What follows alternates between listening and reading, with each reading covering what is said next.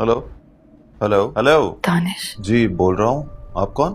मेरा नंबर भी डिलीट कर दिया तुमने। महविश, अरे क्या हुआ, तुम रो क्यों रही हो? कैसे हो? हाँ मैं ठीक हूँ। रूमी से बात कराऊं? नहीं, तुमसे बात करनी है। श्योर, बोलो। तुमसे मिलना चाहती हूँ। ये ना करो यार, ये नहीं होगा मुझसे। क्यों? 5 महीने हो गए अपने आप को समझाने में, यकीन दिलाने में कि अब तुमसे मुलाकात नहीं हो सकती। अब तुम्हें आवाज दे के बुला भी नहीं सकता, ये नहीं बता सकता कि देखो महविश, मेरी शर्ट का बटन टूट गया।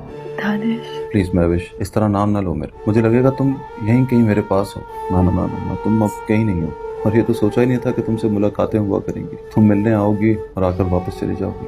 नहीं जाऊंगी। तो मेरा हाथ पकड़ के रोक लेना, तुम्हारी कसम नहीं जाऊंगी। रोका तो था, कहा था ना जाओ, कसम भी दी थी, याद नहीं है क्या? वही तो याद है बस। तब से डर गया हूँ, अब किसी से नहीं कहता कि ना जाओ, और ना ये कहता हूँ कि जो गया है वो लौट कर वापस आएगा। लेकिन तुम आज भी याद हो मुझे, याद आती हो बहुत।